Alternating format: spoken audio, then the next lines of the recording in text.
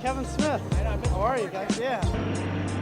How did you get involved? It's on our website and a petition we've created. Kevin Smith, St. Ignatius.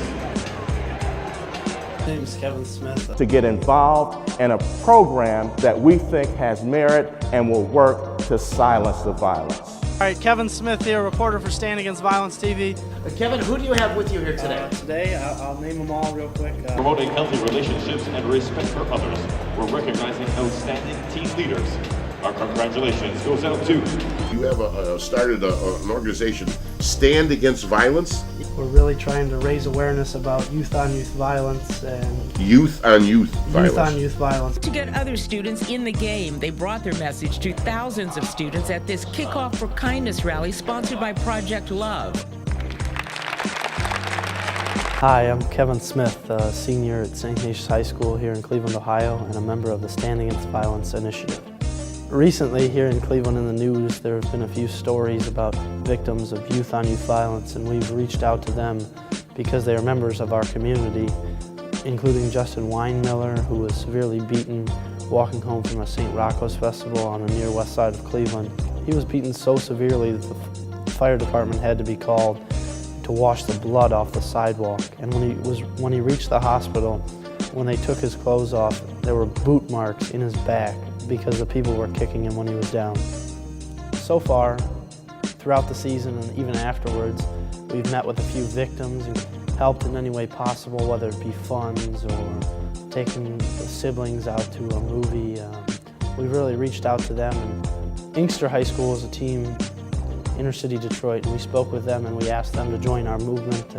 We gave them our petition, as well as they offered to bring t-shirts and footballs to our game, and afterwards we presented them. Personally, a goal for the future of mine is to major in communications, advertising, human relations in college. Throughout this movement, I've had the opportunity to speak with people in those fields. 6 players from the St. Ignatius football team will be asking students to sign a petition next week at school. These players want their fellow Wildcats to endorse an initiative to combat youth-on-youth violence.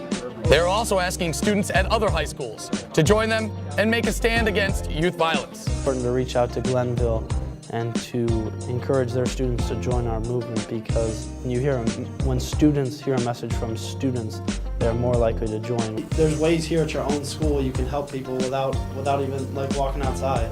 So just think about the ways you can get involved and help others. You can do it right here. And we spoke to them about future goals and youth-on-youth violence, most importantly.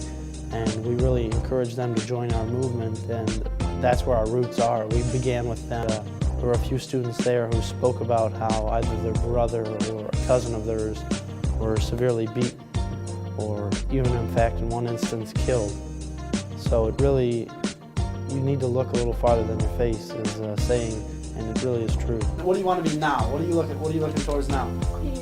Pediatrician. That's great. You got to have goals, all right? We ask everyone to show your support for this initiative by standing and observing a moment of silence.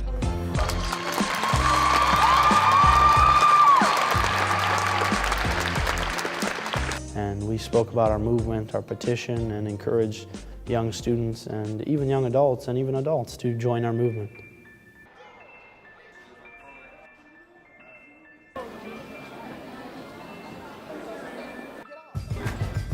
I see fights all the time, yeah. Are you willing to take a stand against it?